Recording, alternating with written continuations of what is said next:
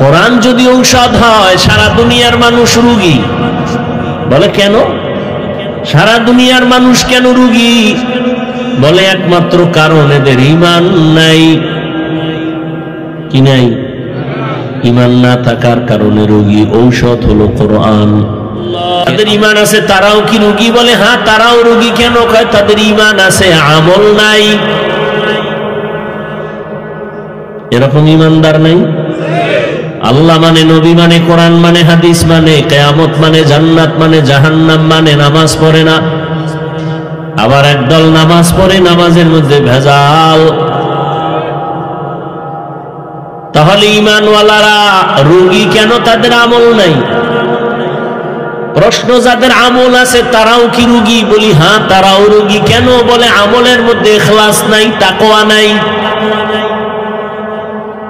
আমল করে মানুষকে দেখাবার জন্য।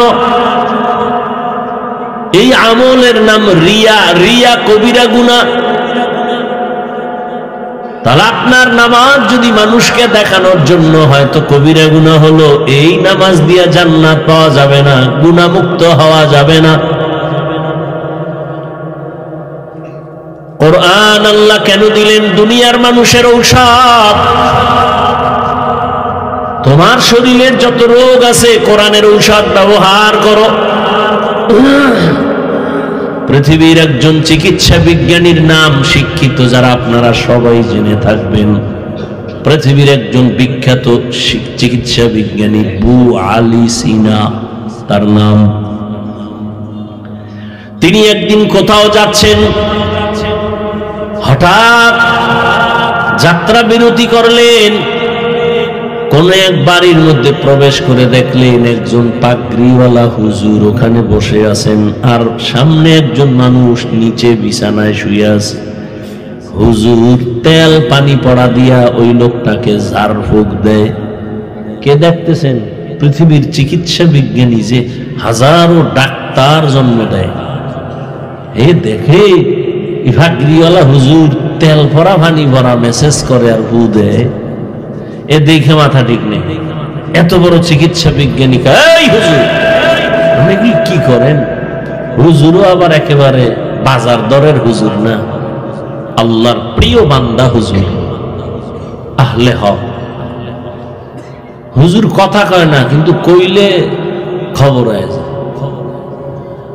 পৃথিবীর চিকিৎসা বিজ্ঞানী আবু আলী সিনা বলে আপনি কি করেন? হুজুর শুনিয়াও শুনে না, কিছুক্ষণ পর বলে আপনি এমন করেন কেন? কি প্রশ্ন? আপনি এগুলো কি করেন? ঝাড়ফুঁক দেন, এতে কি হবে?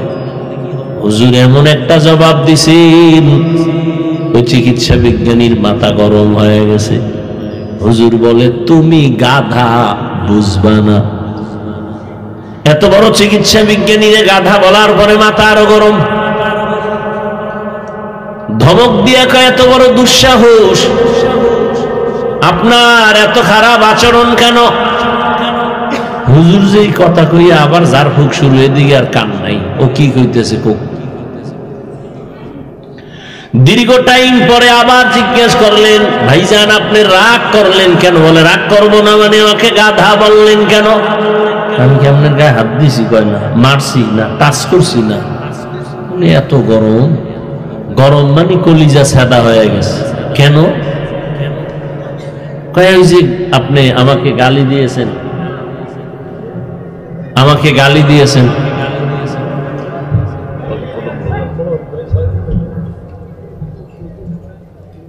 আল্লাহর বান্দা ওলিয়ে কামেল বলেন,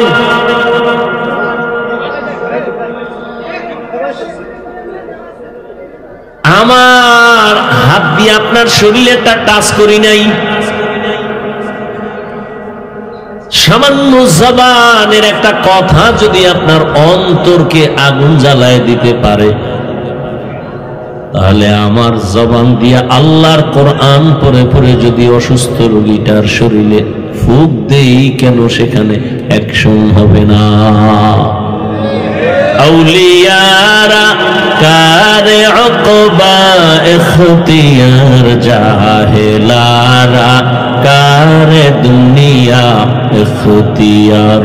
মাইলে মুমিন সোয়ে মুমিন মিশাওয়াত, মিলে কাফের সোয়ে কাফের মিশাওয়া। আল্লাহ বলেন কোরআন আমি অবতীর্ণ করলাম ঔষধ দুনিয়ার সমস্ত রোগীদের জন্য, শারীরিক রোগের জন্য কোরআন মহা ঔষধ। এবার আসেন অন্তরের জন্য কোরআন বড় ঔষধ। আল্লাহর কোরআনের ঔষধ ব্যবহার করো তো আত্মাও শুদ্ধ হয়ে যাবে। আল্লাহ বলেন ইন্নামাল মুমিনুনা আল্লাযীনা ইযা যুকিরাল্লাহু ওয়াজিলাত কুলুবুহুম ওয়া ইযা তুলিয়াত আলাইহিম আয়াতুহু যাদাতুহুম ঈমানা যাদাতহুম ঈমানা ওয়া আলা রাব্বিহিম ইয়াতাওয়াক্কালুন।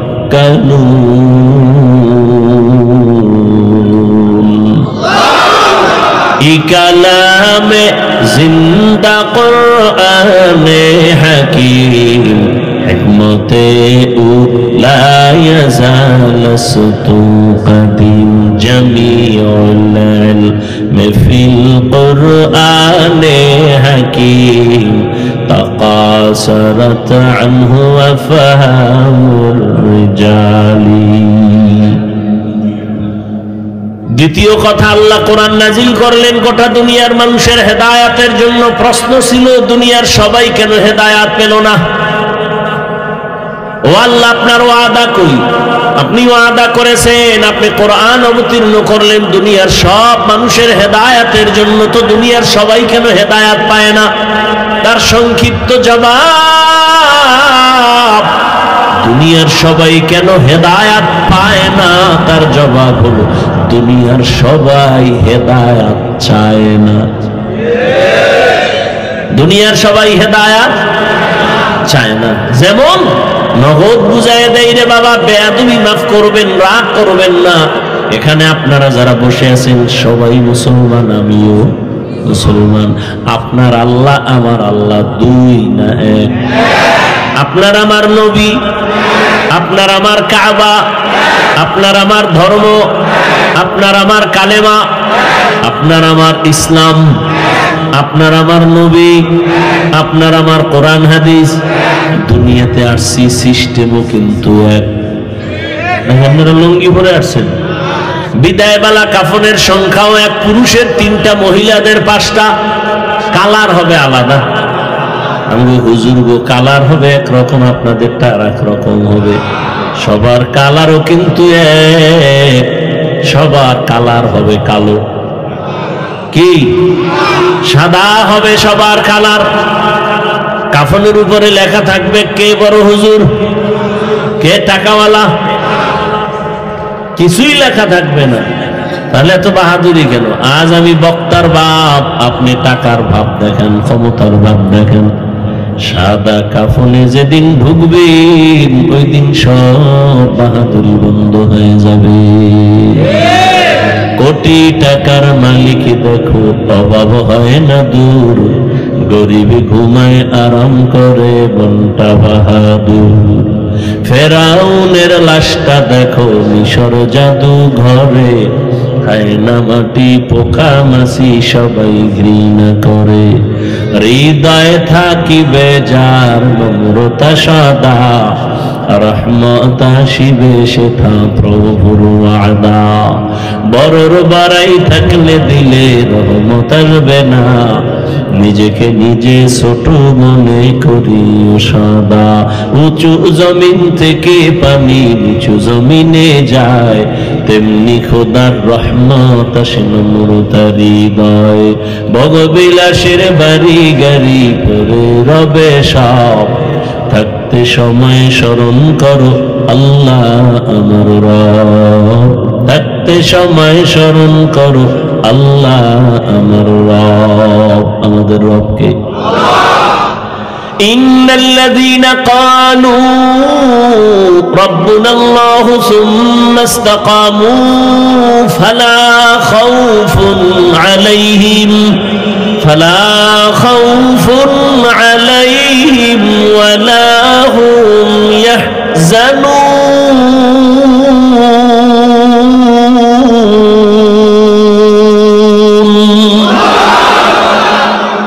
আল্লাহ তাআলা বলেন, যারা আমাকে রব বলে স্বীকার করবা এবং এই রবের কথার উপরে জীবনকে মজবুতের সাথে চালাইবা, তোমাদের দুনিয়ায় কোনো ভয় নাই, পরকালেও চিন্তা নাই, আমি আল্লাহ কুদরতের দ্বারা তোমাকে বিনা হিসেবে জান্নাত দিয়ে দিব। তাহলে আমাদের কাফনের কালারও কি এক, কবরের সাইজও নাকি এলাকার কবর এক হাত বড়? কবরের মধ্যে রাখার পরে প্রশ্ন হবে তিনটা, তাও রবের পরিচয় দাও, ধর্মের পরিচয় দাও, রাহমাতুল লিল আলামিনের পরিচয় দাও। এই তিন প্রশ্নের জবাব যে দিতে পারবে তার কবর হবে রওজাতুম মির রিয়াজিল জান্নাহ, আর যারা জবাব দিতে পারবে না তাদের কবর হবে হুফরাতুম মিন হুফারিন নার। আল্লাহ এক, নবী এক, কোরআন এক, কাবা এক, ধর্ম এক, কালেমা এক, কাফন এক, কালার এক, প্রশ্ন এক, কবর এক। তা আপনাকে বয়ান করব কেন? আপনাকে বয়ান কেন করব? আপনি তো আল্লাহ চিনেন, নবী চিনেন, কোরআন বুঝেন, হাদিস বুঝেন, কিয়ামত মানেন, জান্নাত মানেন, জাহান্নাম মানেন, আপনাকে বয়ান করব কেন? মিথ্যা কথা বলা হারাম, গালি দেওয়া হারাম, গীবত করা হারাম, মা বাবার সাথে বেয়াদবি করা হারাম, চুরি করা হারাম, ডাকাতি হারাম, জুলুম করা হারাম, জেনা করা হারাম, মদপান করা হারাম, জুয়া খেলা হারাম, তাস খেলা হারাম, ক্যারমবোর্ড খেলা হারাম, লুড্ডু খেলা হারাম। জানেন না? কথা বলেন না, সবই তো আপনারা জানেন, এরপর আপনাকে বয়ান করা লাগবে কেন? বয়ান তো হিন্দুদেরকে করবো, কারণ ওরা আল্লাহ চিনে না, নবী চিনে না, কোরআন বুঝে না, হাদিস বুঝে না, পরকাল বুঝে না। খ্রিস্টানদের বয়ান করা প্রয়োজন, কিন্তু কই ওদেরকে বয়ান করবো কখন? আপনাদের পেছনে ঘুরতে ঘুরতে ঘুরতে ঘুরতে 12 মাস শেষ। ফজরের পর বয়ান, জোহরের পরে বয়ান, সারা রাত বয়ান। শুধু কি আমি, হাজার হাজার উলামায়ে কেরাম আপনাদের পেছনে সময় ব্যয় করে, দাওয়াত ও তাবলীগওয়ালাদের মেহনত, পীর মাশায়েখের মেহনত, জুমার খতিবের বয়ানের মেহনত, আমাদের বক্তাদের মেহনত চলতেছে, এরপরেও আপনাদের আমলনামা শূন্য। কারণ কি? ওই যে জবাব মনে আসেনি, দুনিয়ার মানুষের জন্য কোরআন হেদায়াত, দুনিয়ার মানুষ কেন পায় না? জবাব হলো দুনিয়ার মানুষ হেদায়াত চায় না। আপনি জানেন মিথ্যা কথা বলা হারাম, এরপরও বলতেছেন কেন? আপনি হেদায়াত চান না। আপনি জানেন বেপরদায় চলা হারাম, তারপরও বেপরদায় চলতেছেন কেন? আপনি হেদায়াত চান না। আপনি মুসলমান, আল্লাহ মানেন, নবী মানেন, তারপরও আপনি হালাল উপার্জন করেন না, জানিয়া শুনিয়া কেন এই পথে? আপনি তো হেদায়াত চান না। আর আল্লাহ পাকের নিজাম, যে ব্যক্তি হেদায়াত চায় না সে হেদায়াত পায় না। রহমতের নবীর চেহারা এতটাই উজ্জ্বল যে নবীর চেহারার দিকে একবার নজর দিলে 7 দিনের ক্ষুধা থাকে না। কেমন মায়ার নবী যে রাসূলের চেহারা দিয়ে তাকাইলে ঈমানের সাথে জাহান্নামের আগুন হারাম। সেই নবীজিকে 13 বছর দেখলো, বয়ান শুনলো, তারপরও কালেমা পড়ে নাই। এত বড় নিকৃষ্ট বেঈমান, 13টা বছর দেখলো, বয়ান শুনলো, কালেমা পড়লো না, অথচ ভালোবাসতো অন্তর দিয়ে। নবী যখন রাতে বাসায় যাইতেন, এই বেঈমানে গোপনে গিয়া নবীর ঘরের পাশে দাঁড়ায় দাঁড়ায় নবীর তেলাওয়াত শুনতো।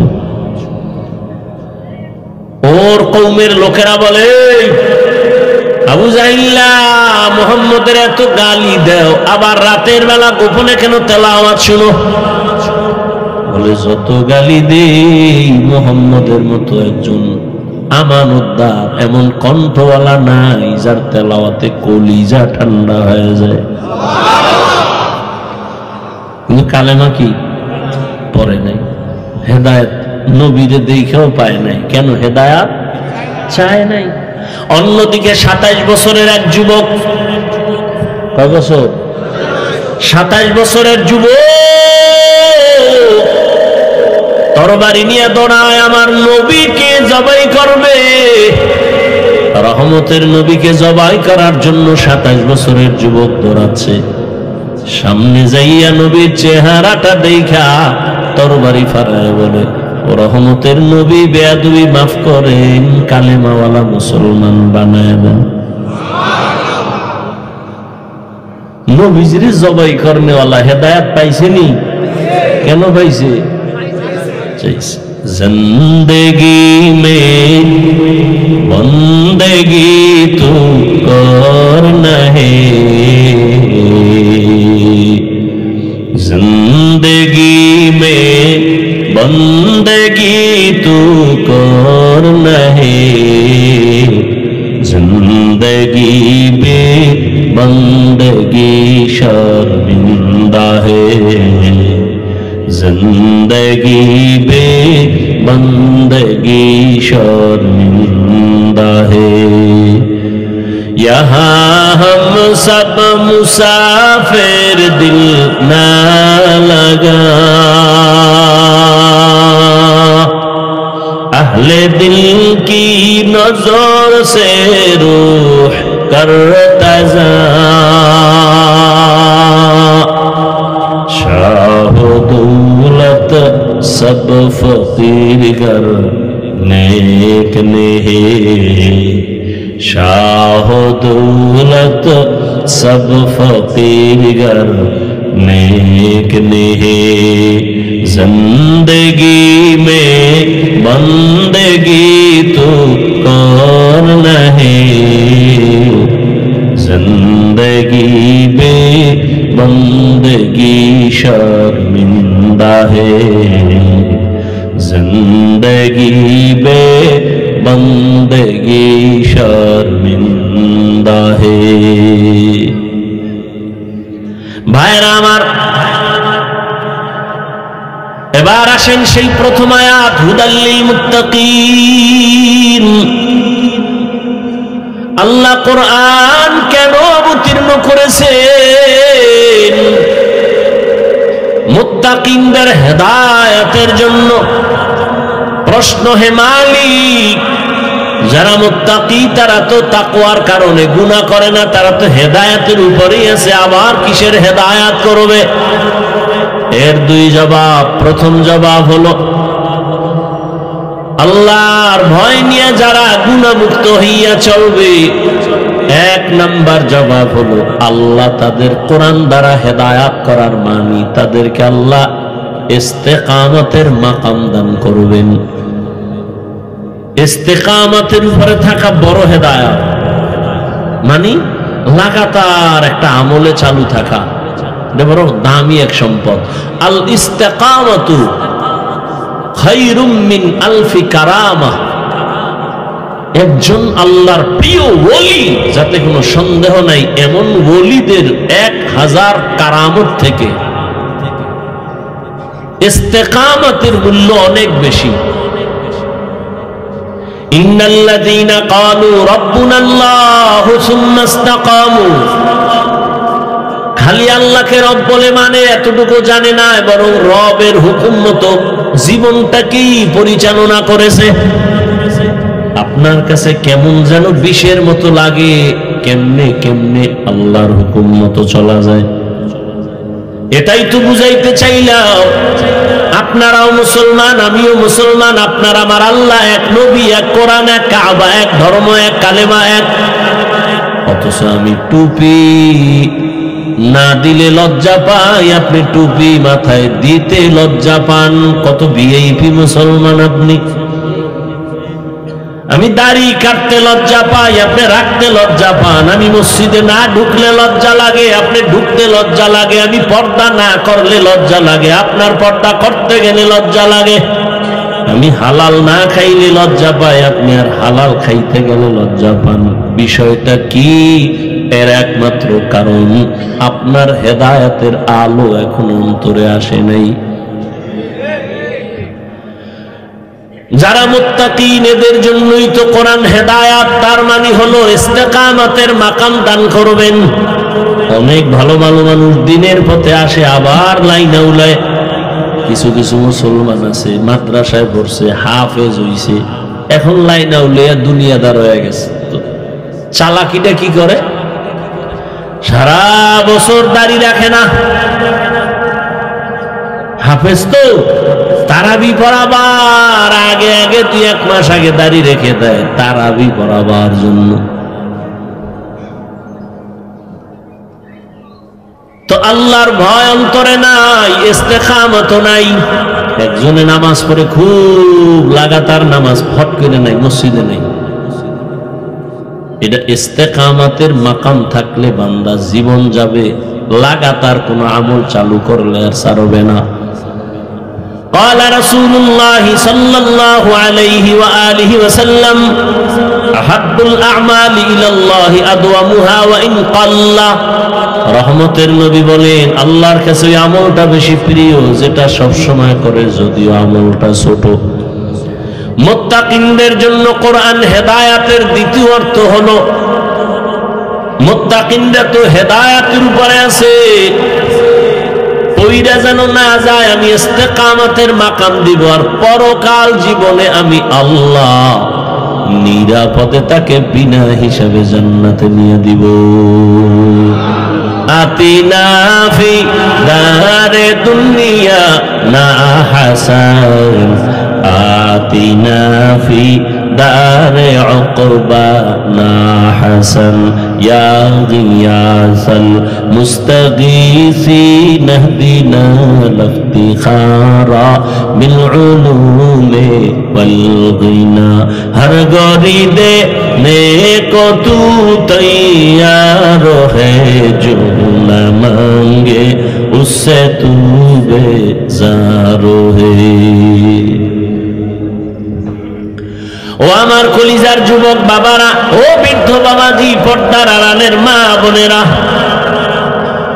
সারা রাত বয়ান শুনলে কি লাভ হবে যদি কালেমার হেদায়েত কপালে না আসে, নামাজের মায়া যদি অন্তরে না আসে, নেক আমলের মহাব্বত যদি অন্তরে না আসে। এখনো আছে, তওবা করো।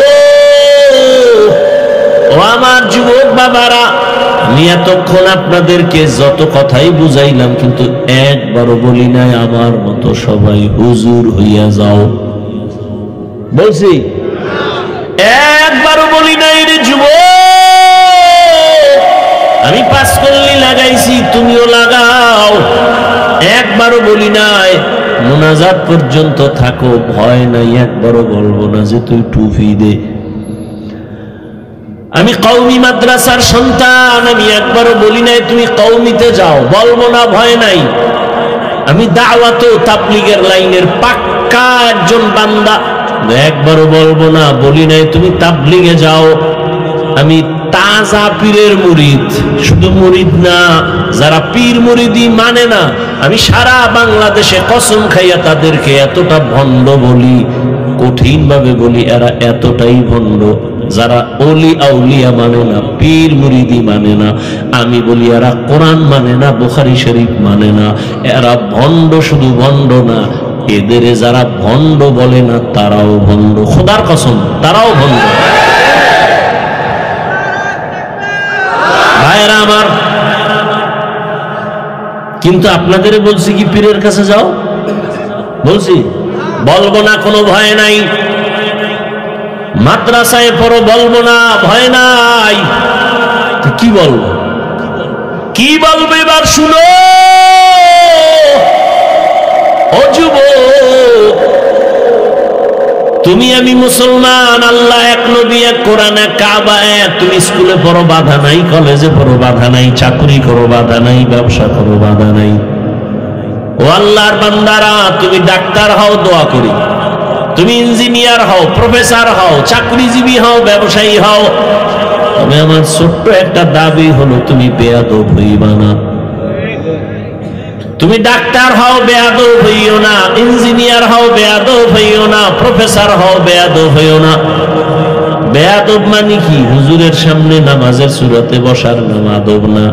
আল্লাহর সাথে বেয়াদবি মারাত্মক, রসুলের সাথে বেয়াদবি, মা বাবার সাথে বেয়াদবি, শিক্ষকের সাথে বেয়াদবি, ওলামায়ে কেরামের সাথে বেয়াদবি। আল্লাহ না করুন যদি মা বাবার অন্তরে কষ্ট যায় আর বেয়াদবির কারণে বদদোয়া এসে যায়, আল্লাহর কসম তুই তওবা না করলে মরার আগে তুই পঙ্গু হয়ে বিছানায় পড়ে থাকবি। শিক্ষকের বদদোয়া যদি লেগে যায় লেখাপড়ার জগৎ থেকে হারিয়ে যাবা। যদি বান্দা তুমি উলামায়ে কেরামের বদদোয়া নিয়ে চলো তো তোমার চরিত্রের জিন্দেগি বরবাদ হয়ে যাবে। এই জন্য বলি তুমি ডাক্তার হও বেয়াদব হইও না, ইঞ্জিনিয়ার হও বেয়াদব হইও না। তোমার ব্যবহারে কোনোদিন মা বাবা যেন কষ্ট না পায়, তোমার আচরণে কখনো যেন শিক্ষকেরা কষ্ট না পায়, তোমার আচরণে কখনো যেন উলামায়ে কেরাম কষ্ট না পায়। মা বাবায় কষ্ট পেলে বরদোয়া চলে আসবে, কারো বরদোয়া করা লাগে না। খালি যে কষ্ট পাইয়া বলবে আহ এটা একটা আগুন তোর কপালে পড়ছে তো তুই পুইরা চাই। মা বাবায় যদি কষ্ট পেয়ে বলে আহ এটাই একটা আগুন, অভিশাপ, এটা তোর কপালে লাগলে তুই জিন্দেগি বরবাদ। সম্মান আর জীবনে থাকবে না, সফলতা থাকবে না। এজন্যই বলি তুমি স্কুলে পড়ো, কলেজে পড়ো, চাকরি করো, ব্যবসা করো, ডাক্তার হও, ইঞ্জিনিয়ার হও, প্রফেসর হও, কি হইও না লিকুল্লি শাইইন জিনাতুন ফিল ওয়ারা ওয়া জিনাতুল মারই তামামুল আদাবি। আদবালা জিন্দেগির বড় মূল্য। যত বড় শিক্ষিত হও না কেন তোমার কথায় ব্যালেন্স নাই, কেউ তোমারে মহাব্বত করবে না। অন্যকে সম্মান দাও না, বিনয়ের সাথে কথা বলো না, কেউ তোমাকে অন্তর থেকে ভালো জানবে না। অতএব বান্দা তুমি যাই হও না কেন, ব্যবসায়ী চাকরিজীবী হও, বেয়াদব হইও না। ও আমার পর্দার আড়ালের আম্মা জানেরা, আপনাদের সন্তানদেরকে যা বুঝাইতেছি মা, আপনি যদি দোয়া না করেন, চেষ্টা না করেন, সন্তান কোনোদিন এই গুণে গুণান্বিত হতে পারে না। কারণ গাছ ভালো হলে ফল ভালো হবে, মা ভালো হলেই তো সন্তান ভালো হবে। এই দুনিয়ায় যত সন্তান ভালো হয়ে আসছে সব মায়ের অবদানের কারণে। এ কারণেই তো মায়ের অনেক মর্যাদা, অনেক সম্মান আল্লাহ দান করেছেন। এই পরিমাণ সম্মান আল্লাহ নবীর মাধ্যমে ইসলামের দ্বারা মহিলাদেরকে দিয়েছেন কিয়ামত পর্যন্ত। সারা দুনিয়ার মানুষ যদি আলাদা সম্মান দিতে চায়, আল্লাহর কসম নারীর কিয়ামত পর্যন্ত সম্মান হবে না, হবে আরো অপমান। আল্লাহ যে সম্মান দিয়েছেন নারীরে, দুনিয়াওয়ালারা যদি আলাদা সম্মান দিতে চায়, সম্মান হবে না, কি হবে? অপমান হচ্ছে তো। নারীকে সম্মানের নামে, সমান অধিকার দেওয়ার নামে রাস্তায় নামাইছে যেই লম্পটের দলেরা, দুর্নীতিবাদ, চাঁদাবাদ, চরিত্রহীনেরা, সেই নারীদের কারণে আজ জেনা, বেবিচার বেড়ে গেছে। নারীরা সমান অধিকার চায়, অথচ আল্লাহ দিছে নারীর মর্যাদা অনেক বেশি পুরুষের থেকে। ইদানিং কালে মহিলারা আবার নাকি ময়দানে আসতে চায় নতুন রূপ নিয়া। কি কয়? ছেলে যেই পরিমাণ সম্পদ পাবে মেয়েটাকেও সমান দিতে হবে। কারণ বাবার থেকে ছেলে যা পাবে তার অর্ধেক যদি মেয়ে পায়, মেয়ের উপরে জুলুম হয়ে গেল। ওই তার সেরার জানা না কে আল্লাহ পাক এই যে অর্ধেক দিছেন তাও ছেলের থেকে বেশি দিছেন। এটা বুঝার আর মেমোরি নাই, জিবি নাই, হ্যাং হয়ে গেছে। ওই কুলাঙ্গারের জিবি হ্যাং হয়ে গেছে, কোন চরিত্রহীন লম্পট। দুনিয়ার কোন ধর্মে নারীর মর্যাদা পুরুষের থেকে বেশি দেয় নাই। সব ধর্মে নারীর উপরে জুলুম। হিন্দুদের ধর্ম, খ্রিস্ট ধর্ম, ইহুদি ধর্ম, বৌদ্ধ ধর্ম, প্রত্যেকটা ধর্ম নারীর উপরে বেইনসাফি করেছে, ইনসাফ করে নাই। আর ইসলাম ইনসাফ করে নাই, এহসান করেছে। ইনসাফ মানি সমান সমান, এহসান মানি বেশি। আপনি পাবেন 5 টাকা, দিলাম আরো বেশি এহসান। বেতন 50, আমি বাড়ায় দিলাম 1 মাসে, নে করে দিলাম, এটা এহসান। সমান সমান দিছি, পাওনা ইনসাফ। তাহলে নারীর উপরে শুধু ইনসাফ না এহসান? এরা বুঝার মেমোরি আছে ওই ছাগল পাগলের, যে ছেলেরে যেই সম্পদ দিবে ইসলাম, বাবার সম্পদ, এর অর্ধেক পাবে একটা মেয়ে। আল্লাহর আদালতে এই মেয়ের অর্ধেক সম্পদ ছেলের ফুল সম্পদের থেকেও বেশি। এই দিকে আমি এখন আর যাব না। হেদায়েত কপালে না থাকলে আমি কে? রসুলের বয়ানে কালেমা পড়ে না আবু জাহিল, আমি কে?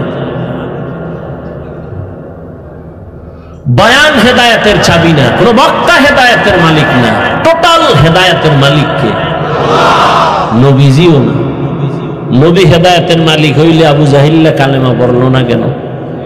শুধু কি তাই, নবীর কলিজার টুকরা চাচা আবু তালিব, যেই আবু তালিবের ইন্তেকালে রসুল এই পরিমাণ কান্না করেছেন, তাকেও কালেমা পড়াইতে পারলেন না। তো হেদায়েতের মালিক কে? নবী অনেক চেষ্টা করছে, তখনই আয়াত আসছে, ইন্নাকা লা তাহদি মান আহবাবতা ওয়ালাকিন্নাল্লাহা ইয়াহদি মান ইয়াশা। হে রাসূল, আপনি যাকে মহব্বত করবেন তাকে হেদায়েতের মালা পরাতে পারবেন না। আপনি চাইলে হবে না, আমি আল্লাহ চাইলে হবে।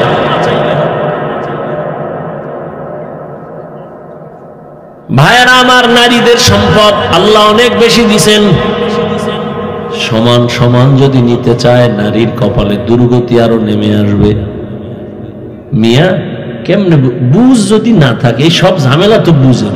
দেখেন, আপনিও মুসলমান, আমিও মুসলমান, আপনি আল্লাহ মানেন, নবী মানেন, আমিও তাই মানি, অথচ আমি বুঝছি টুপি না দিলে সম্মান থাকে না, আর আপনি কি বুঝছেন? উল্টা দিলে মাথা গরম হয়। বুঝ যখন আপনার বুঝটা ঠিক হয়ে যাবে, তখন আপনি জেনারেল লাইনে থেকেও টুপি বের ফেলাইবেন। কি কেন? আপনার বুঝ যখন ঠিক হয়ে যাবে, আপনি জেনারেল লাইনে থাকলেও নামাজে ঢুকে যাবে, বরং আমার থেকে আরো মজবুত হয়ে যাবে। বুঝ বুঝ বুঝের বড় অভাব। তুই বুঝ নাই তো যে নারীর সম্মান আল্লাহ বেশি দিচ্ছেন, সম্পদ অর্ধেক দিল অনেক বেশি। কেন? কেনর জবাব পুরাটা দিব না, শুধু একটা শব্দ বলি, পুরুষের খরচ আছে, নারীর কোনো খরচ নেই।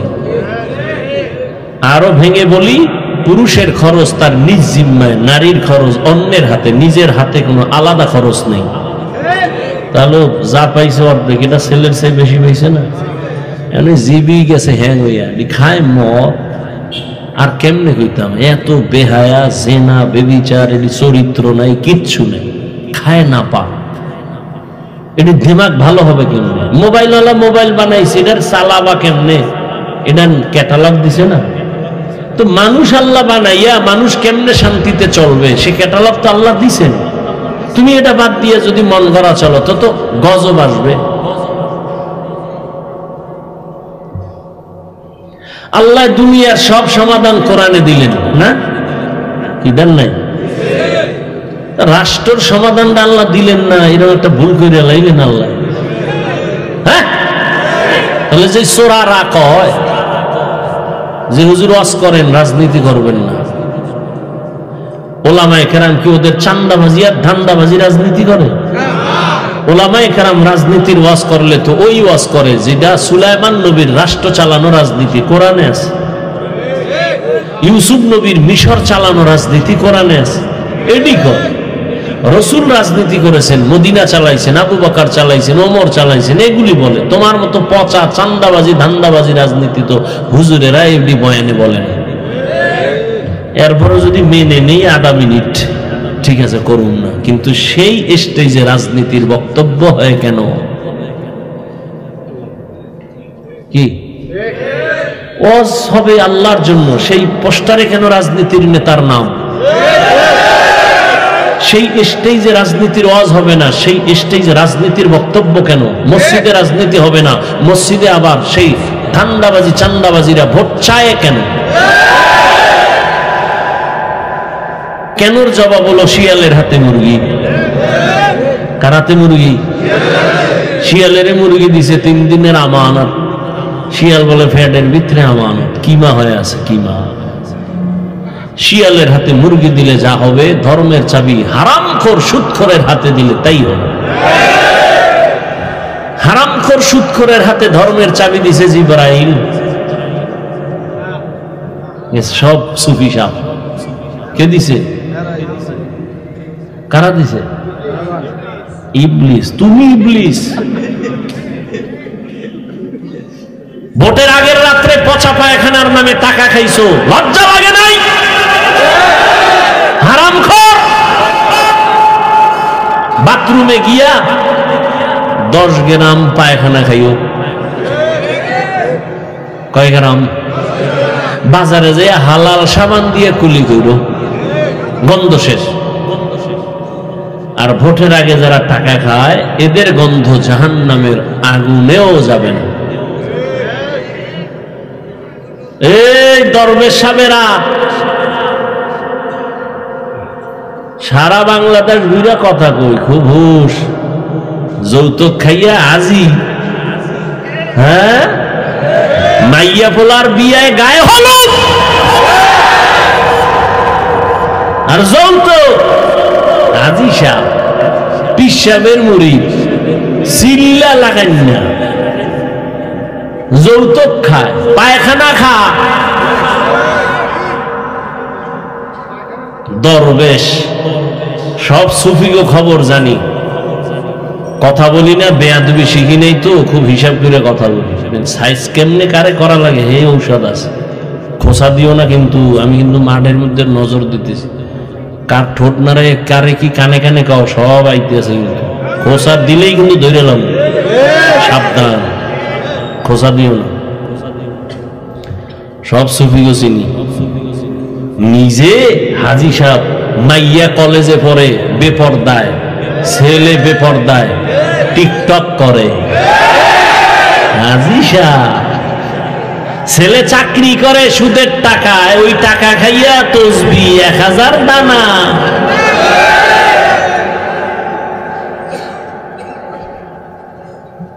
খোসা দিও না। শেষের দিকে আই পড়ছি, খবরদার। আল্লাহ সবাইকে মাফ করেন।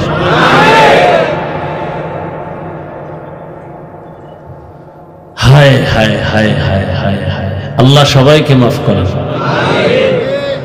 হুদাল লিল মুত্তাকিন। ও আমার যুবক বাবারা, ও পর্দার আড়ালের আম্মা জান, আপনাদের সন্তানদের জন্য অনেক কথা বলেছি, এগুলো জীবনেও বাস্তবায়ন হবে না যদি আপনি দোয়া না করেন। কারণ এই দুনিয়া যত ভালো সন্তান আছে মায়ের কারণে, মায়ের অবদানে সন্তান ভালো হয়েছে। এরে আম্মা জান, এসপি সাহেব ভালো, মায়ের অবদান। ওসি সাহেব ভালো, মায়ের অবদান। এরে আম্মা জান, এই কারণেই তো আপনাদের সম্মান পুরুষের থেকে। আপনারা নবীদের মায়ের মতো মা, সাহাবায়ে কেরামদের মায়ের মতো দামি মা, খাদিজা রাদিয়াল্লাহু আনহার মতো দামি নারী, ফাতেমা রাদিয়াল্লাহু আনহার মতো নারী। আপনারা তো আয়েশা রাদিয়াল্লাহু আনহার মতো দামি নারী, ইসমাঈল নবীর মা হাজরা আলাইহা সালামের মতো দামি নারী। আপনারা তো ঈসা নবীর মা মারইয়াম আলাইহা সালামের মতো দামি নারী। আপনারা তো বেঈমান ফেরাউনের স্ত্রীর নাম কি? এই যে এত বড় বেঈমানের ঘরে থাইকা আসিয়া নামের স্ত্রী আল্লাহর এত পেয়ারা হয়েছে। রহমতের নবী বলেন, কিয়ামতের ময়দানে আসিয়ার সাথে আমার সাথে বিয়া হয়ে যাবে। এরে আম্মা জান, এত বড় বেঈমান ফেরাউনের ঘরে থাইকা আসিয়া যদি আমার আল্লাহকে আপন বানায় নিতে পারে, আপনার স্বামী তো ফেরাউনের মতো খারাপ না। আপনি কি পারেন না আপনার স্বামীর জন্য নামাজ পড়ে দোয়া করবেন, স্বামীর মাল হেফাজত করবেন, স্বামীকে ঘরে আসলে বুঝাবেন নামাজের জন্য, নিজেও নামাজ পড়ে দোয়া করবেন, আল্লাহ আমার স্বামীর কামাই রুজিতে বরকত দাও। অল্প কামাইয়ের মধ্যে বরকত বেড়ে যাবে। আপনার স্বামীর মাল, এটা স্বামীর না আপনার, আপনি হেফাজত করবেন। মোবাইলে সময় নষ্ট করবেন না। সন্তানটাকে আদর্শওয়ালা ডাক্তার বানাবেন, আদর্শ ইঞ্জিনিয়ার বানাবেন, আদর্শ প্রফেসর বানাবেন। আপনার সন্তান আপনি মরিয়া গেল ডাক্তারি করবে, কিন্তু কোরআন পড়িয়া মা বাবার জন্য দোয়া করবে। আপনার সন্তানকে আপনি দ্বীনের পথে রাখেন, ডাক্তার বানান, নামাজি হয়ে যাবে, আপনার জীবন ধন্য হবে। এরে আম্মা জানেরা, আপনার মতো কত মা এই অঞ্চলে এখনো আছে, বেপরদায় চলে না, নামাজ ছাড়ে না, মোবাইলে সময় নষ্ট করে না, স্বামীর মাল খেয়ানত করে না। এখনো কি আপনারা পারেন না তওবা করতে আল্লাহর কাছে? জীবনে আর নামাজ ছাড়বেন না, বেপরদায় চলবেন না, মোবাইলে সময় নষ্ট করবেন না, স্বামীর মাল হেফাজত করবেন। প্রত্যেকটা মা যদি হিসাব করে, স্বামীর মাল স্বামীর না, পৃথিবীর কোন স্বামীর মাল নিজের না, সব কামাই রুজি গাধার মতো দিনরাত কষ্ট করে ছেলে মেয়ে স্ত্রীর জন্য। নিজে না খায় থাকলে কষ্ট নাই, কিন্তু যদি শুনে বাচ্চা খানা খায় না, কলিজা ফেটে যায় কষ্টে। ঈদের জামা নিজে কিনতে পারে না, দুঃখ নাই। সন্তান আর স্ত্রীকে যদি দিতে না পারে, মনের মধ্যে দুঃখ। মা যদি চিন্তা করে স্বামী মরে গেলে সব সম্পদ তো আমার, এই চিন্তা করলে কোনো মা স্বামীর সম্পদ গুনাহের কাজে ব্যয় করবে না। প্রত্যেকটা সন্তান যদি চিন্তা করে বাবার টাকা পয়সা তো আমার, বাবাই মরে গেলে তো আমার হাতেই চলে আসবে, এই চিন্তা যদি করতো কোনো সন্তান, বাবার সম্পদ বেলাইনে খেয়ানত করতে পারতো না। এখনো সময় আছে, আম্মা জান তওবা করেন, আল্লাহর কাছে মনে মনে বলেন, জীবনে আর বেপরদায় চলবেন না, নামাজ ছাড়বেন না, মোবাইলে সময় নষ্ট করবেন না, স্বামীর মাল হেফাজত করবেন, খেয়ানত করবেন না, সন্তানটাকে আদর্শওয়ালা বানাবেন, বেয়াদব বানাবেন না। ও আমার বৃদ্ধ বাবাজিরা, আপনার মতো কত বুড়ারা মসজিদে গিয়ে নামাজ আদায় করে, বলেন আপনি কেন পারবেন না? এখন থেকে তওবা করেন। যুবক বাবারাও তওবা করে নাও। স্কুলে পড়ো, কলেজে পড়ো, চাকরি করো, ব্যবসা করো, তোমার মতো যুবক স্কুল কলেজে পড়ে সত্য কথা বলো, 5 বেলার নামাজও পড়ে নাই। আমি বলবো তোমার কপালে কার জানি বরদোয়া লাগছে, এই বরদোয়া অভিশপ্ত কপাল নিয়ে জন্ম নিছো কেন? তোমার মনটারে বুঝাও না। তোমার মতো যুবক স্কুল কলেজে পড়িয়েও যদি নামাজ পড়ে, বলো বাবা তুমি কেন পারো না? তোমার মতো যুবক ডাক্তার, প্রফেসর, ইঞ্জিনিয়ার নামাজি, তুমি কেন পারো না? তোমার মতো যুবক সন্তান রাস্তায় গাড়ি চালায়, নামাজ পড়ে, বলো তুমি কেন পারো না? নদীর মধ্যে মাছ ধরে নামাজ পড়ে, কৃষি কাজ করে নামাজ পড়ে, তুমি কেন পারো না রে বাবা? তোমার মতো সন্তান ব্যবসা করে, চাকরি করে, ডাক্তার, প্রফেসর, ইঞ্জিনিয়ার, 5 বেলার নামাজ পড়ে, তুমি কেন পারবা না রে বাবা? ও যুবক তাকায় দেখো, তোমার মতো যুবক দাড়িওয়ালার নামাজির অভাব নাই। স্কুল কলেজে পড়িয়েও নামাজ পড়ে, মা বাবার দোয়া নিয়ে চলে। এখনো সময় আছে, তওবা করো, মনে রে বুঝাও, আর নামাজ ছাড়বা না, দাড়ি কাটবা না, বেপরদায় চলবা না, মা বাবার সাথে বেয়াদবি করবা না। মা বাবার দোয়া নিয়া, সন্তান শিক্ষকের দোয়া নিয়া, উলামায়ে কেরামের দোয়া পরামর্শ নিয়া, নবীজির তরিকা মেনে চলবা। অন্তর থেকে যদি খাঁটি তওবা করতে পারো, আল্লাহ পাক তোমার তওবা কবুল করে জীবনের গুনাহ মাফ করে দিবেন। আল্লাহর কাছে খাঁটি অন্তরে তওবা করো, মনে মনে আল্লাহকে বলো, হে আল্লাহ, হায়াতের মালিক আমার আল্লাহ, ইজ্জতের মালিক আল্লাহ, জীবনে আর নামাজ ছাড়বো না, বেপরদায় চলবো না। ও আল্লাহ, এই ময়দানের সবাইকে তওবাওয়ালা জিন্দেগি দান করেন, তাকওয়াওয়ালা জিন্দেগি দান করেন। আয় আল্লাহ, মেহেরবানি করে আমাদের সবাইকে গুনাহমুক্ত হইয়া আদর্শ মানুষ হওয়ার তৌফিক দান করেন। আমিন।